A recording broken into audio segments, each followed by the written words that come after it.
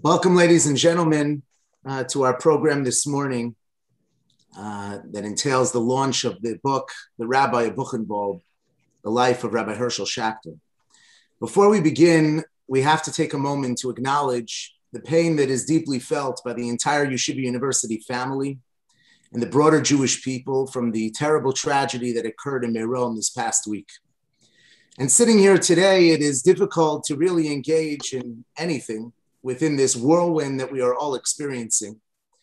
And in developing this program, it was initially envisioned as more of a historical and biographical appreciation for the life of Rabbi Schachter, his contributions, his impact on the Jewish people.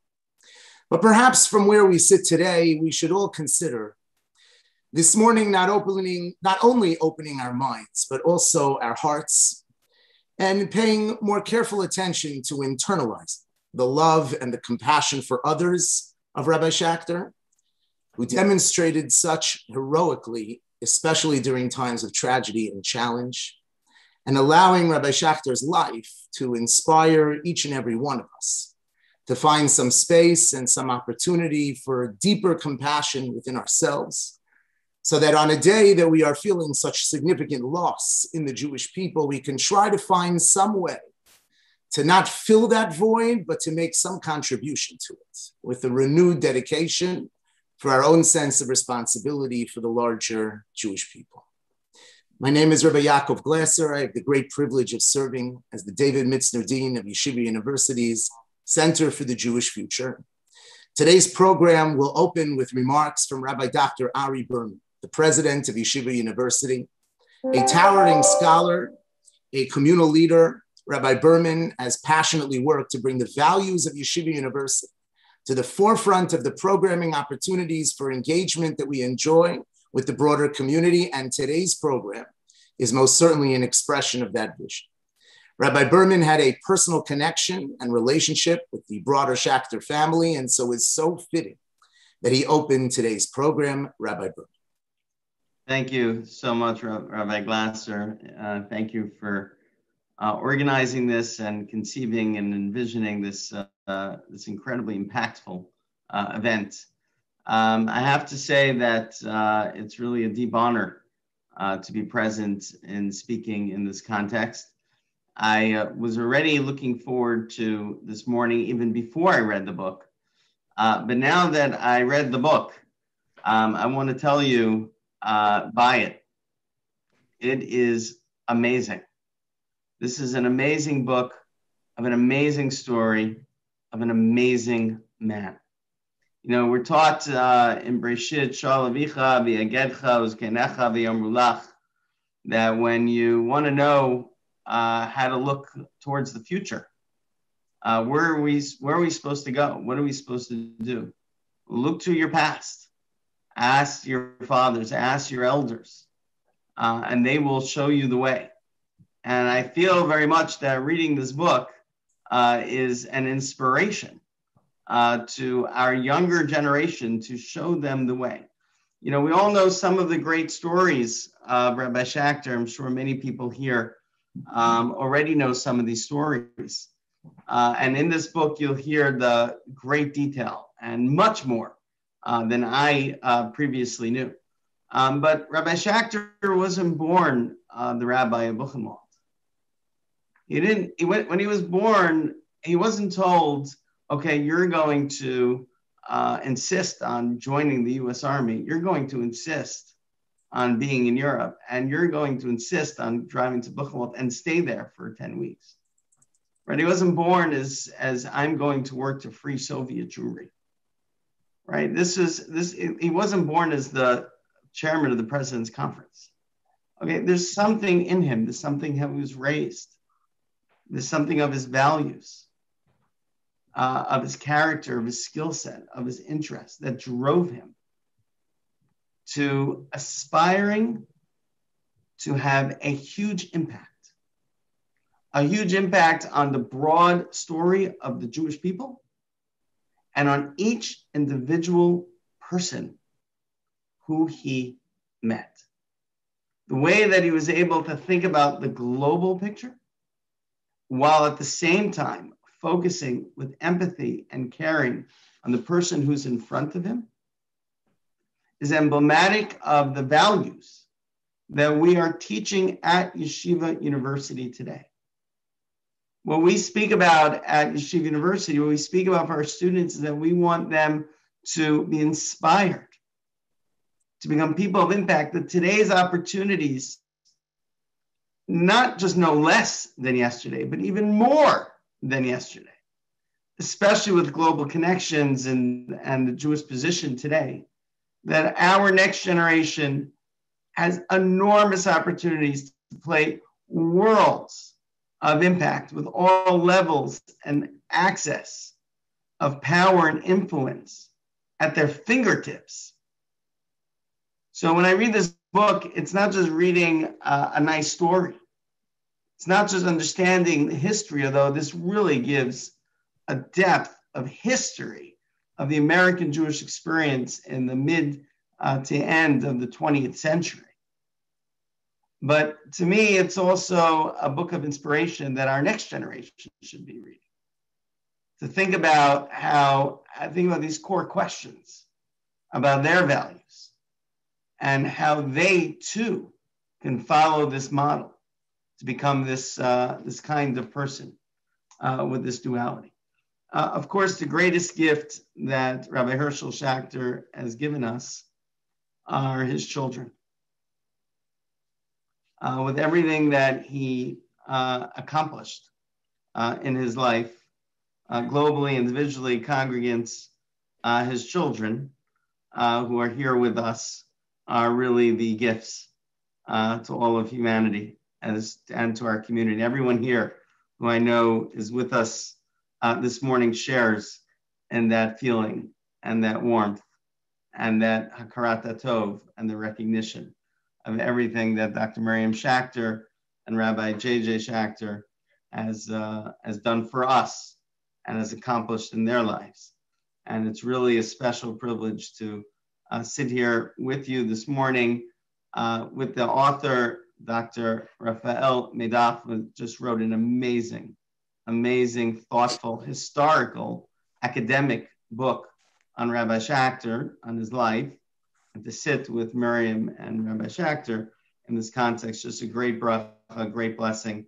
We thank you for sharing, for opening up your father's story to us and to enabling us to learn from it and grow from it and be inspired from it. It's a real bracha to all of us and to our entire community. Thank you so much.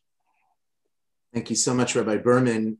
We'll begin today's program with some reflections from Rabbi Dr. Jacob J. Schachter, serves as the University Professor of Jewish Thought here at YU and the Senior Scholar of Yeshiva University's Center for the Jewish Future.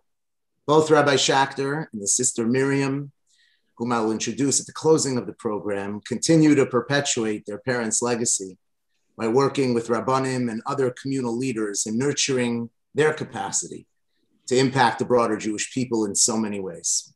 And so it's my pleasure to introduce Rabbi Schachter.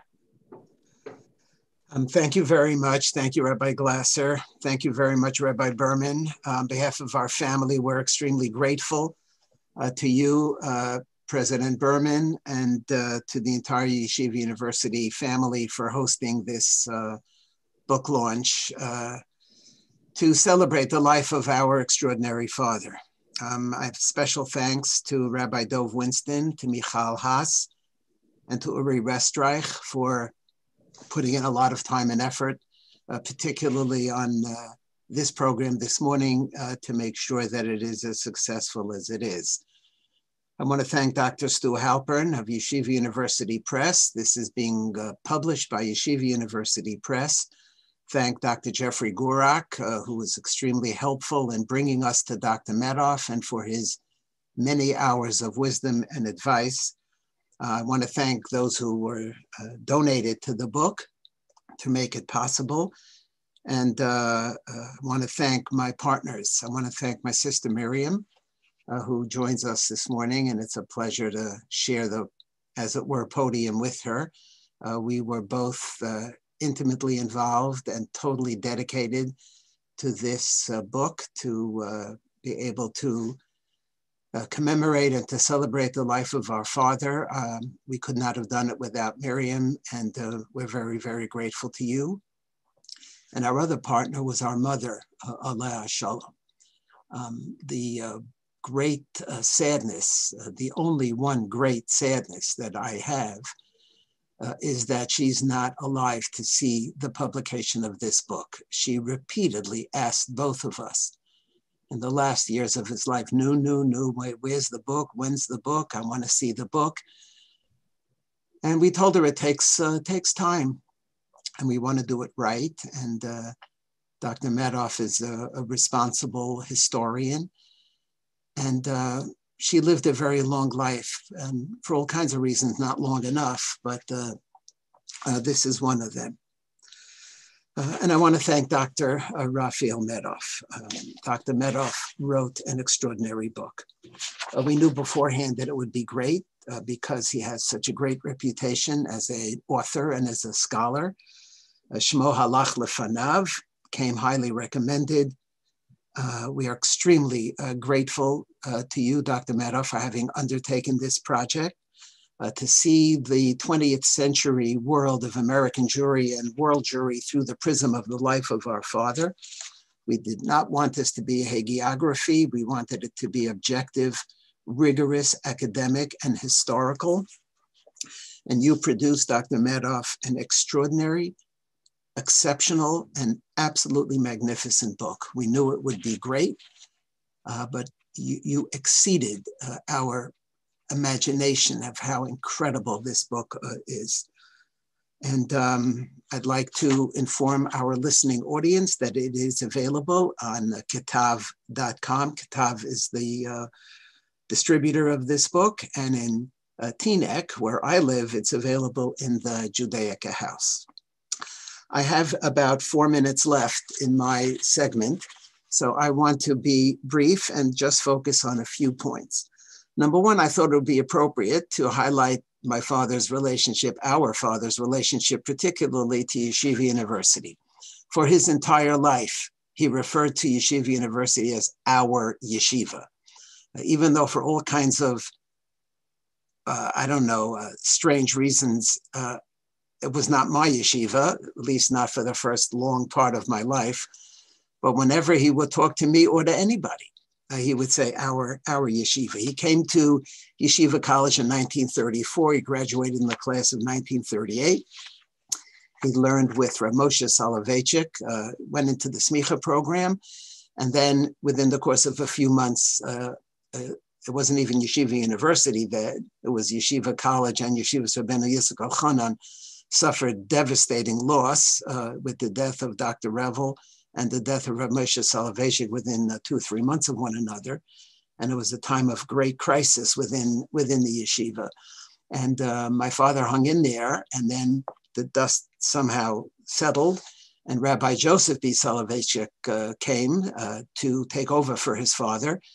And there were a whole bunch of guys online, but knowing our father, he muscled himself in. He was the first guy in to get smicha from Rabbi Joseph B. Soloveitchik. And that's the kind of person that he was. He was assertive, and he was tough, and he was strong, and he made history.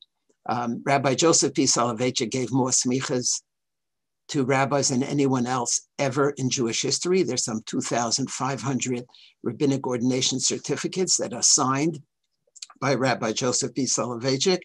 And our father was number one, the first one, who got smicha from the Rav, and he had a lifelong close relationship with the Rav. He received an honorary doctorate. Dr. Samuel Belkin gave our father an honorary doctorate.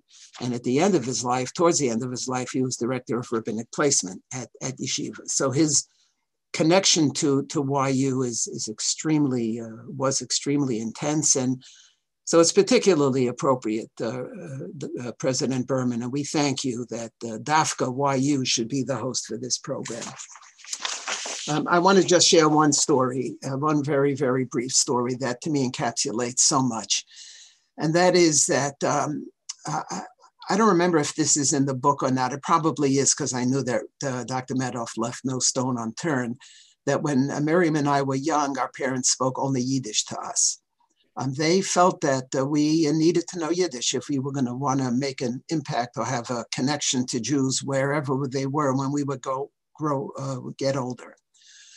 And so we spoke. We only knew Yiddish. I didn't know a word of English until I went to elementary school. And I remember, I don't know how old I was, maybe 5 or 6 and probably 5. I think it was in 1956 when our father went off to the Soviet Union. And he left our mother and Miriam and me alone in the bungalow colony for 6 or 7 weeks. And he disappeared. And I remember asking our mother, Mami, wie is Tati? We called our father Tati, Mami and Tati. Mami, wie is Tati? And Mami answered in Yiddish, Tati is gegangen helfen Jiden. Tati went to help Jews. That was it. Tati went to help Jews. And that was the story of his life. Tati went to help Jews. And we were so taken by this phrase that it's on his matzeva. On his matzeva is a long acrostic, and at the bottom is, Tati is gegangen helfen Jiden. And as he went up to the Pamalia Shalmaila, he brought with him all of those Jews who he helped. And that was for us, for his children. It was difficult, it was complicated because V is Tati. Tati spent a lot of time away from us, Important parts of our lives he spent away from us. But at the same time, it was a source and continues to be a source of great inspiration for us. And I think both of us do what we do and try to do to helfen Yidden, to some extent motivated directly, indirectly, somewhere based on the role model that our father was for us. And so we thank you very much for participating. There's a lot more to say, but that's as much as I'm going to be able to share at this time. I want to conclude by saying that our father was a very, very dynamic and powerful orator.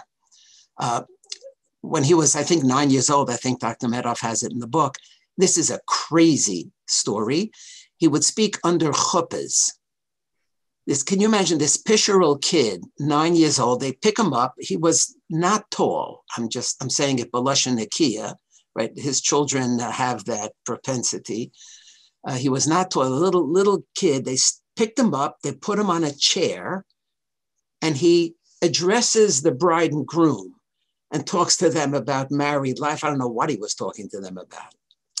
He was a very prominent orator, and we thought that it would be fitting, and we thank Miriam for this idea, that it would be fitting to hear him in his own voice as part of this program. So please pay attention to the following audio recording. Thank you for joining, all of you. This is very, very precious and special for us. The most unforgettable day in my life was April 11, 1945. It was on that day that, as a young American Army chaplain, I served with frontline troops across Europe, and then, precisely on that day, came upon the infamous, notorious Buchenwald concentration camp. I had heard nothing of Buchenwald until that day. It was only my sad experience to have participated in the ravages of war, to have seen cities laid waste and homes destroyed and human beings crushed. But especially do I consider it a privilege, tragic and grievous though it was, to have come face to face with the stark, bitter, sordid reality of Jewish tragedy. As I mentioned a moment ago, I came upon this hellhole called Buchenwald within a matter of hours after the first columns of American tanks rolled through and liberated that dungeon on the face of this earth. I do indeed consider it a privilege, tragic, sad, to have been among those who literally opened the gates of hell, the Crematoria. I saw hundreds of human bodies strewn in front of the ovens that were still hot, the smoke still curling upward, waiting to be shoveled into the furnaces. How can any human being ever forget such a sight? I stood there in front of those hot ovens, my eyes riveted to that view. I must tell you that whenever I even attempt to repeat the story, to relive that moment, it is exceedingly difficult to do so. I ran to seek out Jews, to find Jews who were still alive, and indeed there they were, in a long series of low barracks.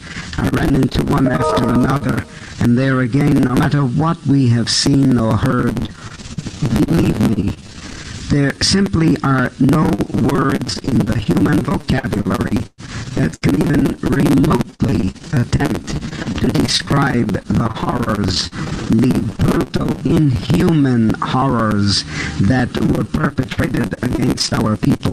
Within this huge Buchenwald camp, there was one area that was called Das Kleine Lager, the small camp, that was reserved especially for the brutal treatment of Jews. I went into those barracks, and there I saw just raw planks of wood, shelves on which were strewn scraggly, stinking straw sacks. And there they were, looking down at me. Men, a few boys. There were no women in Buchenwald. But I will never forget those eyes, haunted with fear, half crazed, emaciated, more dead than alive. Spontaneously, intuitively, I felt the only language that I could speak that most of them would understand was Yiddish, and I called out, Shalom Aleichem, Yidden, ihr seid frei, you are free, the war is over.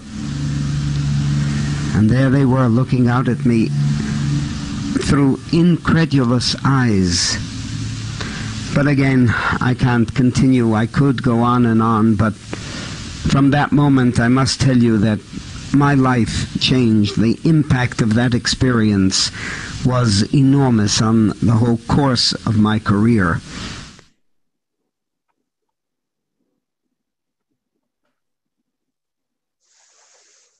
Hearing the words of Rabbi Schachter, it certainly puts us in the proper frame of mind to appreciate the impact of his experiences on his own life, and of course, the impact of his life on so many thousands of others.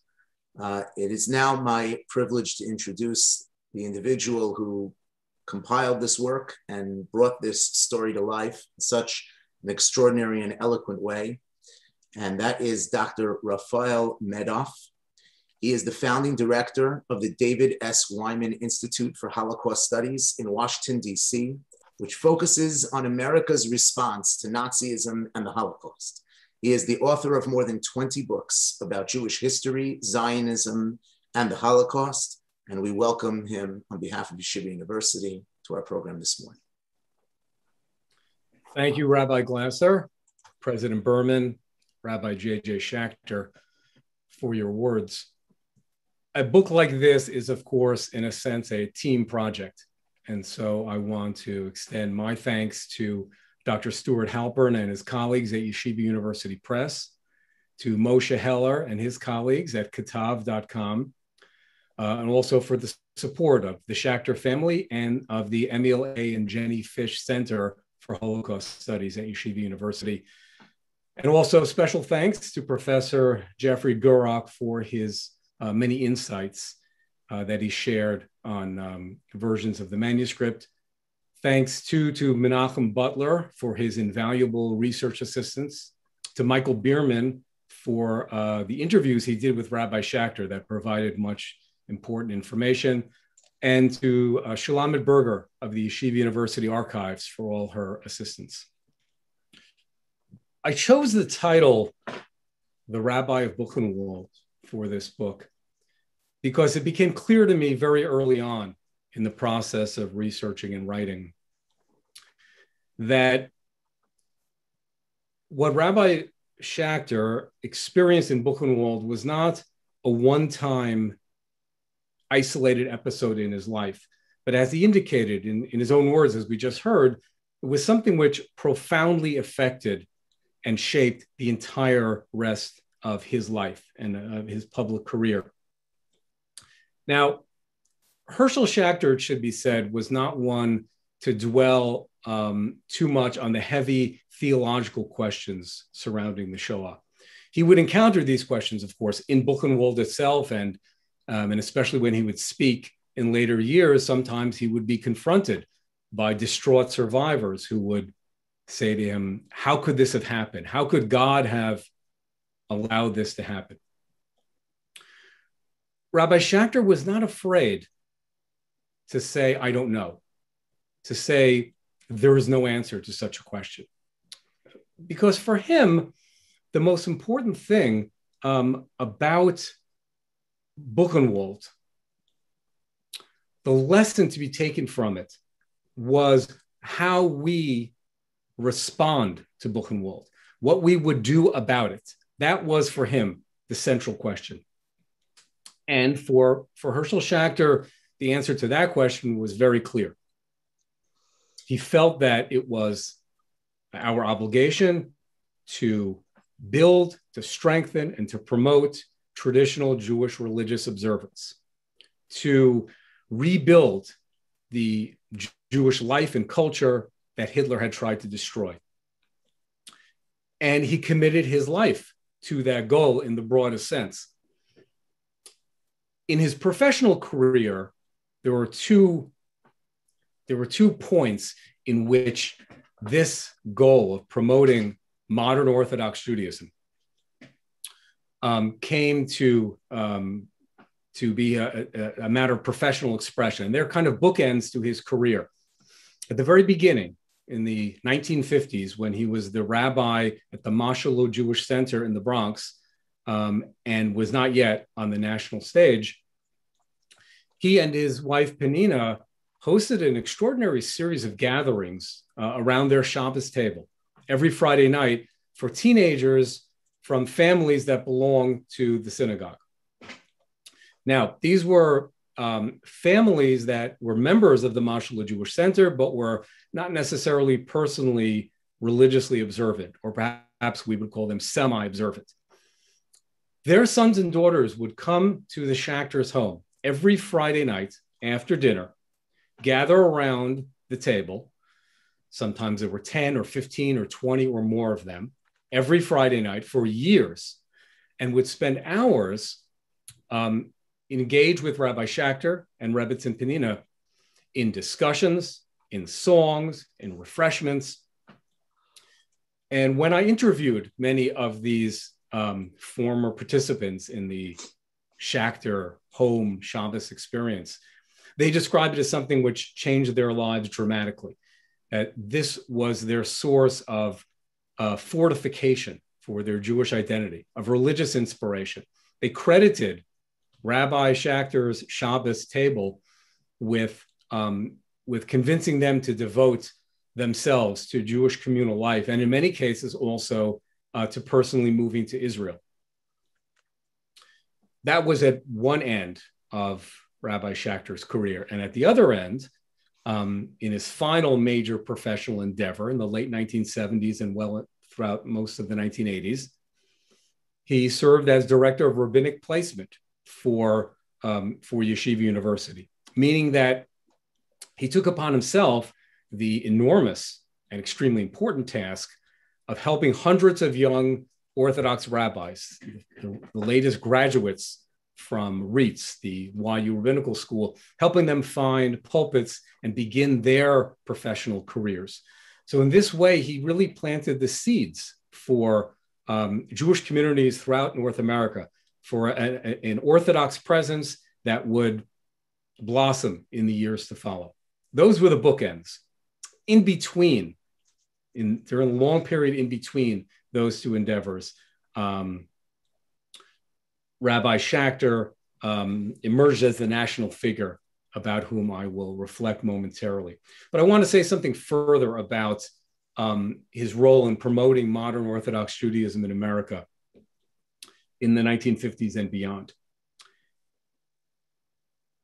In the 1940s and 50s and well into the 1960s, most leading Jewish social scientists predicted that Orthodox Judaism could not survive in America.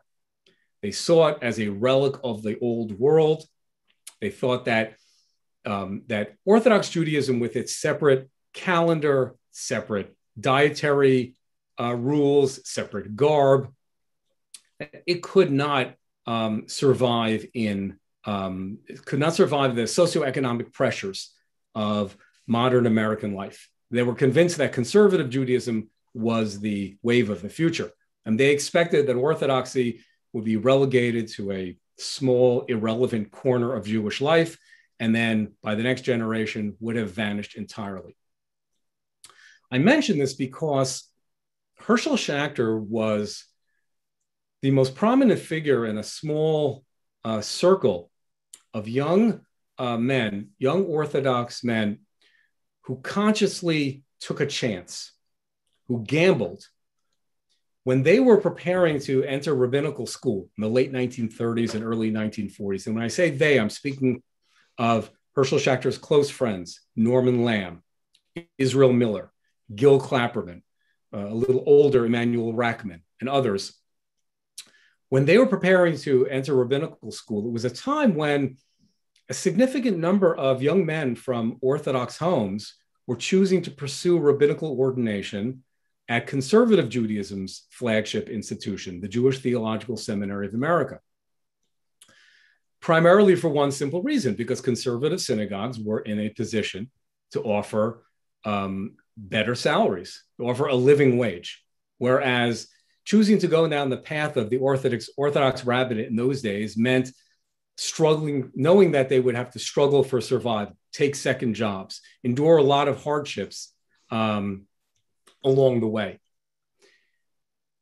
So in choosing to instead go to the Rabbi Isaac Elchanan Theological Seminary, REITs, Yeshiva College's rabbinical school, they were taking a big chance. Herschel Schachter and his friends were profoundly influenced by the Rav Yosef Soloveitchik, as has been noted, and also importantly by Rabbi Joseph Lookstein, who was a rare type in the rabbinate of those days, in that he was the leader of an up and coming Orthodox synagogue in Manhattan, Kehillah Jeshurun. And yet he spoke, as people would say, he spoke as if he was a conservative rabbi, which is to say, he understood the importance of decorum, of proper dress, of a level of what we today would call Americanization or adjustment to modernity, so that he provided a model of rabbinic leadership for developing and promoting orthodoxy within the American setting. And it was under the tutelage of Soloveitchik and Lookstein that these young men began to emerge as viable figures in the Orthodox rabbinic leadership.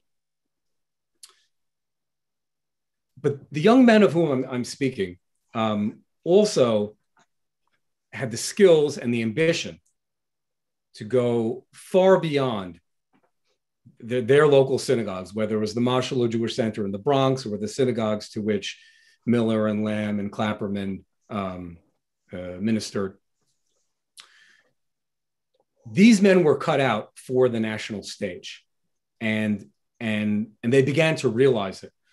I want to share with you a picture from two pictures, one from 1955, the other from 1956. Let's start with 1955. It's a young Rabbi Herschel Schachter together with the Prime Minister of Israel, Moshe Sharett.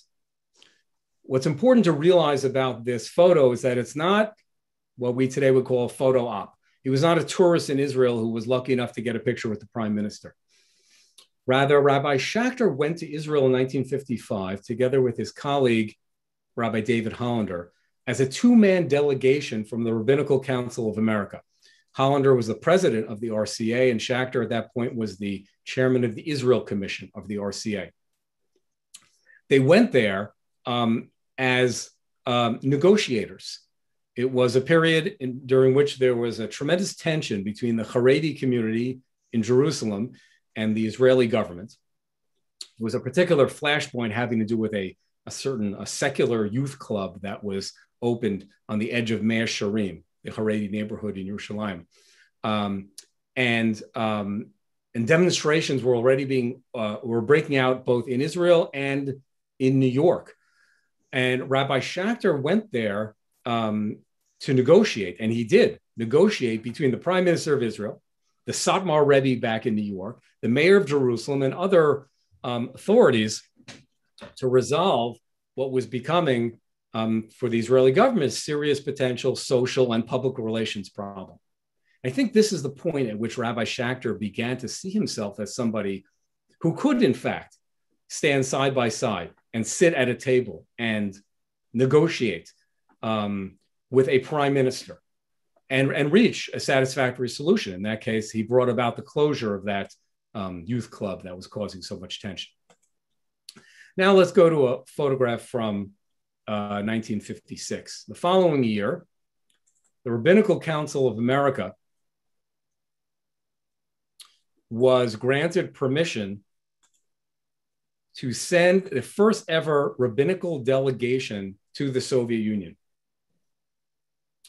Herschel Schachter, again, you can see in this picture where the letter A, that's Schachter, together with Gilbert Clapperman, he's where the B is, Samuel Edelman, Rabbi Hollander, and Emanuel Rackman, spent nearly a month in the Soviet Union, meeting with Soviet Jews who had been virtually cut off from world Jewry for so many years. And in this remarkable photograph, actually approaching the leader of the Soviet Union, Nikita Khrushchev, to press him about the plight of Soviet Jews. In this photo taken just after the rabbis had confronted him, Khrushchev, as you see, his back is turned. He's turning around to walk away from them, but not before he had found himself face to face with American rabbis who were not intimidated by his power and prestige. And there they were in Moscow at a diplomatic reception, going straight to the leader of the Soviet Union to express their concerns. In the years to follow, Rabbi Schachter and his colleagues would hold a number of very important positions in the Jewish community. Gilbert Clapperman, who we just saw, became, for example, the chairman of the Greater New York Conference on Soviet Jewry. Israel Miller, Rabbi Schachter's close friend and fellow Bronx rabbi, Israel Miller was the first head of the National American Conference on Soviet Jewry. And he was later succeeded in that position by Herschel Schachter. Notice these are not just Orthodox organizations. These are major national secular Jewish organizations. Rabbi Schachter became the first Orthodox Jew to serve as chairman of the Conference of Presidents of Major American Jewish Organizations, later succeeded in that position by Rabbi Miller. You might wonder why it was that it took so long, nearly 15 years after the Conference of Presidents was established, before an Orthodox Jew finally served as a chairman. You might ask, was there anti-Orthodox prejudice which caused that long delay? But I would point to a different factor. It seems to me from my research that many of the leaders of the major national secular Jewish organizations had a perception of Orthodox Jews as being unsophisticated, unpolished, not ready for prime time. They could see an Orthodox rabbi like Herschel Schachter as being the head of some Orthodox organization. But until they met Herschel Schachter, they could not envision an Orthodox rabbi being the national leader of American Jewry. But meeting Herschel Schachter, they found themselves in the company of someone who really had made Americanized or modern Orthodox Judaism a force to be reckoned with, and something to be respected and accepted by the wider Jewish community. Here was someone who confounded all their stereotypes about Orthodox Jews. He was articulate. He was responsible. He was serious. He was impeccably dressed. They saw him interacting with world leaders. They knew of his visit to Israel, his meetings with Israeli leaders. They knew of the visit to the Soviet Union. They understood that he was someone who could, in fact, be a leader of the entire American Jewish community. I want to mention one other important aspect of Rabbi Schachter's leadership on the national stage, aside from his chairing and his colleagues' chairing of so many organizations. And that is his role in the debate over what we today call the Jewish vote. Rabbi Schachter's foray into American presidential politics was something which was both unique at the time and which I would argue has potentially long-lasting implications. When we speak about the Jewish vote in American presidential politics, usually we look, as the prime illustration, we look to the Roosevelt era and the overwhelming support of American Jewish voters for Franklin Roosevelt in the 1930s and 1940s. But I would contend that for our discussion about the Jewish vote in the modern era, we really should be looking at three other elections at a different period: the elections of 1960, 64, and 68. Here's why. In 1960, when then Vice President Richard Nixon ran for president, and in 1968, when Nixon ran again as the Republican nominee, he received something in the range of 15 to 17% of the Jewish vote. In between those two races in 1964, when Senator Barry Goldwater ran against Lyndon Johnson, Goldwater received only 10% of the Jewish vote. But in 1972, that changed remarkably in an important way. In 1972, when President Richard Nixon was campaigning for re-election, Herschel Schachter was the most prominent, important, and influential Jewish supporter of the president's re-election. He was head of a group that we refer to as Democrats for Nixon, or in his case, Jewish Democrats for Nixon. He was a prominent media spokesperson, and he spoke in a variety of venues and settings during 1972, appealing to American Jews to break with their overwhelmingly Democrat past and to cast their votes for the Republican nominee. And remarkably, Nixon received an estimated 35% of the Jewish vote in 1972, which is to say that he doubled and nearly tripled the number of Jewish votes that Nixon himself and that Goldwater had received in recent years. This was a remarkable change, a portion of the Jewish vote, which has been equaled only once since then. What was important about this episode is that Herschel Schachter, for better or for worse, he shattered the stigma that had been attached to the idea of Jews voting for Republican presidential candidates. It was not so much a vote for Nixon. And this is important to emphasize because Herschel Schachter was not a Republican. He was a lifelong Democrat. But like a lot of Democrats in the late 1960s and early 1970s, like a lot of Jewish Democrats, especially lower income and Orthodox Jews, there was a great fear of the direction in which the Democratic Party was heading. They looked at the Democratic nominee, Senator George McGovern, and they saw changes in American society that he seemed to advocate or represent, which were frightening. They saw racial turmoil. They saw a breakdown of what were called traditional or family values. And so their vote for Nixon was, in a sense, a reaction to all of these seemingly threatening phenomena in American society. I say that because while I think it's extremely unlikely that a majority of American Jews will in our lifetime vote for a Republican presidential candidate, even a shift from Nixon's 15% to his 35%, even a shift like that in the Jewish vote in the future could have significant implications. Not in states like New York or California, but in other states that have proven to be very important in close races, Florida, Pennsylvania, Ohio. And so in that sense, Herschel Schachter left an impact or a legacy that could well be felt in the years ahead.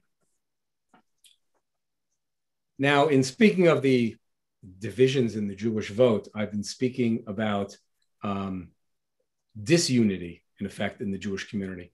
But it is important to realize, and as you'll see this in the book, that Herschel Schachter perceived himself and very much was a bridge builder, someone who sought unity in the Jewish world with all the difficulties that that always entails. He, first of all, within the Jewish community, within the Orthodox community, he, while he was a prominent exponent and defender of modern Orthodoxy, he was also careful to build relationships with the Haredi community.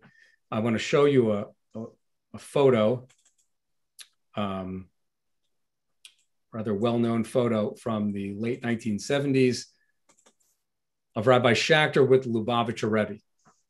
And expressions on their faces and the anecdotes to which Rabbi J.J. Schachter referred to earlier will reflect the fact that there was a genuine, personal, close relationship between these two distinguished rabbis. But in addition to his friendship with Lubavitcher Rebbe, Rabbi Schachter also frequently met with and consulted other prominent Haredi figures, including, as I mentioned earlier, the Satmar Rebbe and others. But at the same time, remarkably, he managed to maintain very important, close friendships with a number of leading Reform and conservative rabbis. He did not allow religious and political divisions to define him and to obstruct him having relationships with Jews across the religious and political spectrum, which I think is a singular and very admirable quality. In many of the issues on which Rabbi Schachter served as a national leader, there was a wide consensus in the Jewish community. And so, for example, in his efforts on behalf of Israel, which during the early 1970s, in his case, involved mobilizing Jews to protest the Rogers Plan. That was an early plan by the Nixon administration that would have forced Israel to go back to the pre-1967 lines. And there was a kind of a wall-to-wall consensus in the Jewish community that Rabbi Schachter was able to mobilize. And as well in the Soviet Jewry struggle of the 1960s and 70s and 80s. There was, despite some differences of opinion, but there still was a broad consensus in the Jewish community. But I do want to draw your attention very briefly to a remarkable episode in late 1966 and early 1967, which showed Rabbi Schachter's ability to build coalitions and to build bridges. And here I'm referring to a controversy that broke out in Israel over the issue of autopsies. There were a lot of reports in the media, in the Israeli media in late 1966, that a number of doctors at prominent Israeli hospitals were going too far in their tendency to take organs from bodies, to conduct autopsies without the approval of the family in situations where they really could have been more sensitive. These news reports triggered angry demonstrations in Israel. That anger spilled over to New York. There were threats by Agudat Israel and others to hold demonstrations outside the Israeli consulate in Manhattan.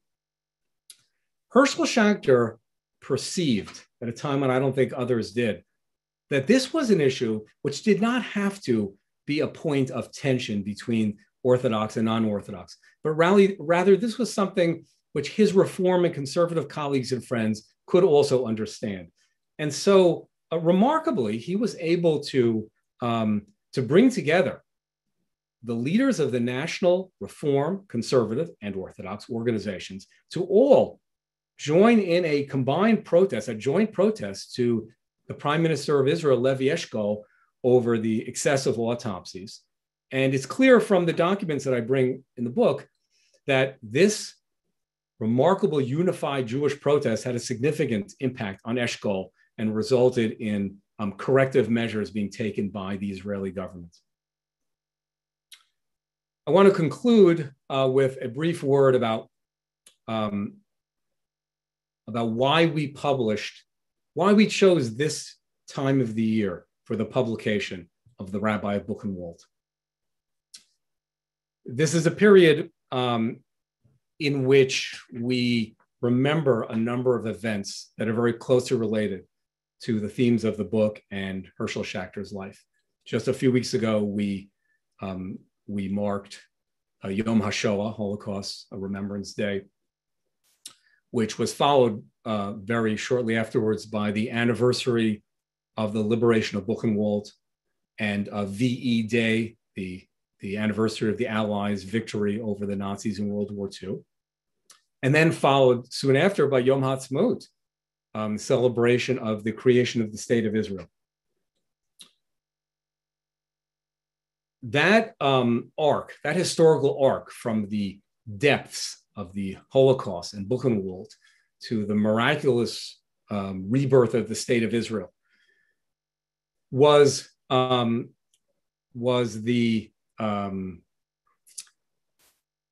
inspiring.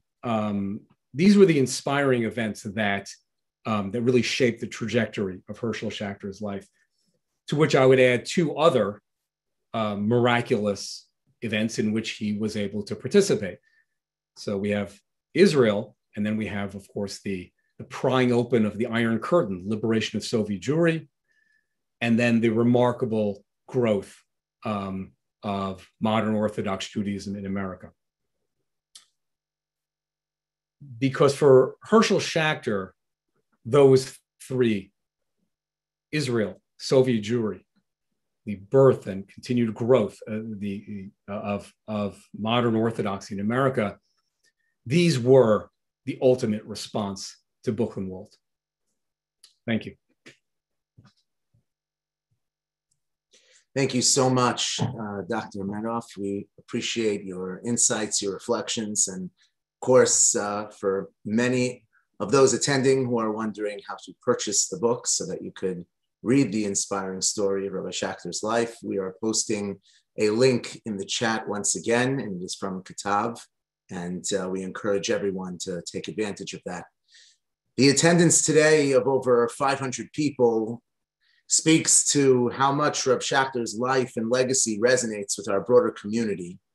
And among those who are joining us today that I want to acknowledge the presence of is, first of all, President Richard Joel, whose vision brought Rabbi J.J. Schachter to Yeshiva University to teach so many of our students and to lead so many of our rabbis over so many years.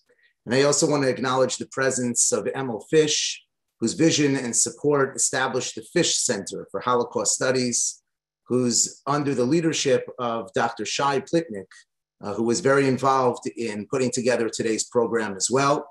And of course, the Holocaust Center continues to explore many different ways in which our community and our students can connect with such an important aspect of our history and of our story. To close today's program, so befitting to hear from Rabbi Schachter's daughter, Miriam. Miriam Schachter is a psychoanalyst in private practice in Manhattan, treating adults and couples. And as a faculty member of Yeshivat Chobevei Torah, Rabbinical School, Miriam teaches pastoral counseling and mentors students and alumni continuing to perpetuate the impact and legacy of her parents as well. Miriam. Thank you, Rabbi Glasser. Thank you, all of you, for joining us this morning. Even though I've heard these stories many times in my life, I grew up with these stories. Every time I hear them, particularly when I hear my father's voice speaking, I'm drawn in and mesmerized by the power of his voice, by the power of who he was and what he accomplished. My father's activism on the part of the Jewish people was the backdrop of my early life.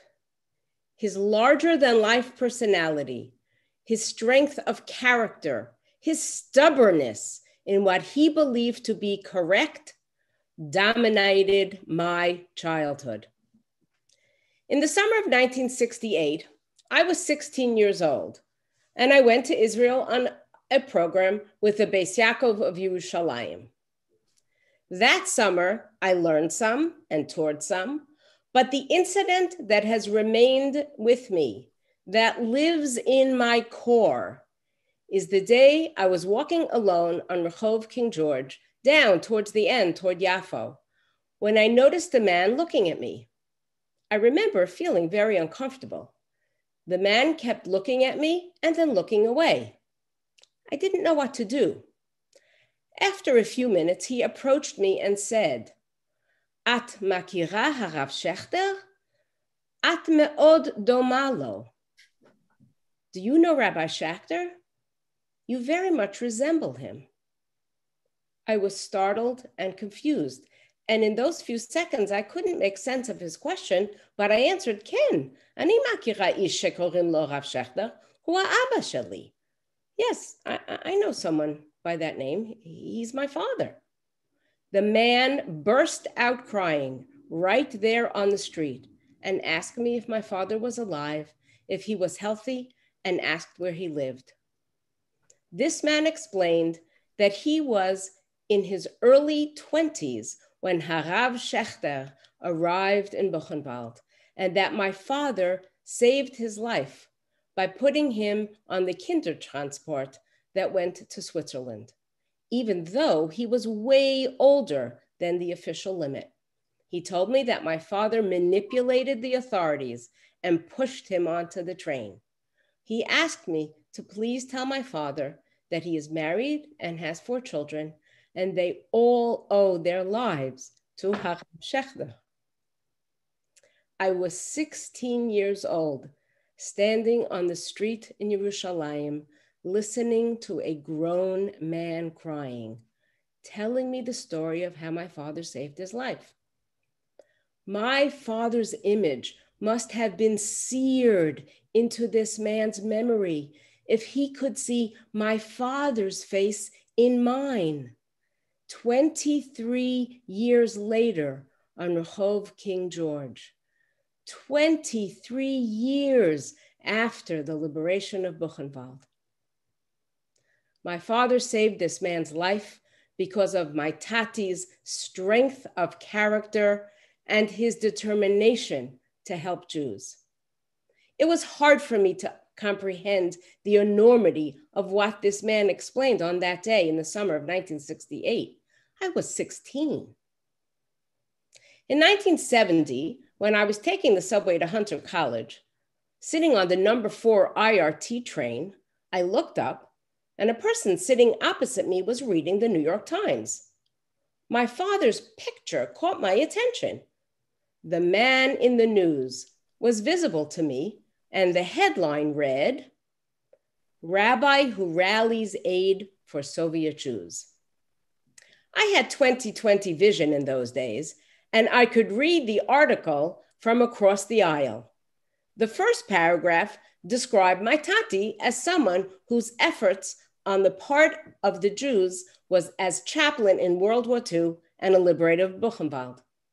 I distinctly remember the wild pride I felt looking across at the New York Times and seeing my own father featured as the man in the news. I remember wanting to nudge the people next to me and saying, look, look, look, that's my father. It wasn't until I was an adult and that I really began to have an understanding of the magnitude of what my Tati accomplished in this period of his life. It began to hit me as a 16-year-old, and I was only able to internalize the profoundness of his actions as I got much older. My father was responsible for saving the lives of tens of thousands of Jews. Tati's greatness was that he stepped up. He took action. He made his people's challenges his own. He believed that his actions could make a difference. He believed the world could be a better place if we worked at it. He believed that God's presence could be felt in the world if we brought God into our lives.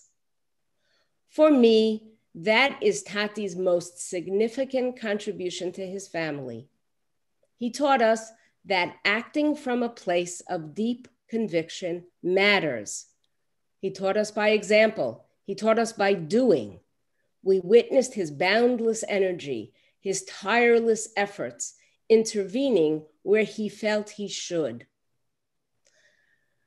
Tati had the unusual ability to see the needs of individuals just as he could see the needs of the Jews nationally and internationally. And Dr. Medoff mentioned this in his beautiful words. He intervened in the lives of individuals as he intervened on behalf of the Jewish people when he spoke to presidents and heads of state. As Dr. Medoff so eloquently wrote in this book, Tati was involved in many causes and organizations and changed the course of American Orthodoxy. As his daughter, I'd like to share some of the stories of the individual lives that he touched. 4 months after our father died, our mother, who was always and remains to this day the heart and soul of our family, asked us if we could take her to Eretz Yisrael. It was 2013, and she was 87 years old. I made a few quick calculations and said, yes, we would take her for a few weeks in August. JJ and Yocheved and our son Abi went on this memorable pilgrimage. Mommy was a devout Zionist, and we knew this would likely be her last trip to her beloved Eretz Yisrael.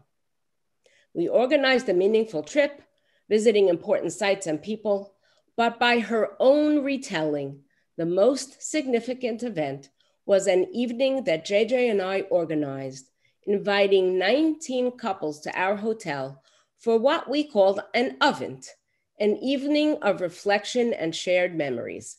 I just want to pause and say that there were a number of people on this Zoom call who were there that evening. So shout out to all of you. One member of each of the 19 couples had grown up in the Mashal Jewish Center, the shul where Tati and Mami were rabbi and rebbitzin. Each of these individuals attribute who they are Jewishly, religiously, and often professionally to our fathers and mothers' influence on their lives. In 2013, these adults were in their late 60s and 70s. Their families of origin were not observant.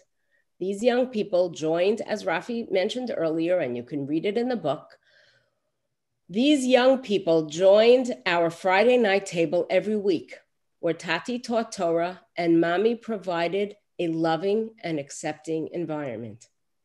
Tati was instrumental in sending each of them to yeshiva, finding the funds and convincing their parents that this was the best education for their children.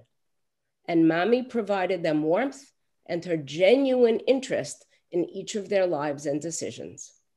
One by one, they each told the story of how Mami and Tati set the course of their life. They would not be in Israel. their children and grandchildren would not be Shomer Torah u'mitzvot if not for the relationship with my parents that began in the 1950s and 60s and continued to the present. The evening was spent with these adults sitting around a large table in the Dan Panorama, a very few kilometers away from where I first encountered that Buchenwald survivor 45 years earlier, telling us how our parents shaped the course of their lives. The theme of our Tati's life, in Mommy's words, as JJ mentioned earlier, Tati is gegangen, helfen Jeden. And the legacy that our Tati left us, his children, grandchildren, and great-grandchildren, is to step up, act from your convictions, make a difference in the world. Thank you, Rafi, for writing this extraordinary book, detailing the public life of our father. It really, as President Berman said earlier, it's really a page turner. Your care for each detail comes through in your accessible and elegant style. JJ, your dedication to this project, the hundreds of hours that you devoted, were way above and beyond, but as a result, the project benefited tremendously. And thank you to the YU team for hosting this meaningful book launch. And to all of you, thank you for joining us. Thank you so much, Miriam, and thank you, ladies and gentlemen, for joining us today. And we hope to have the opportunity to share many more experiences together with the broader community. On behalf of Yeshiva University, President Berman, and all of those who worked so hard to put today's program together, thank you and have a wonderful day.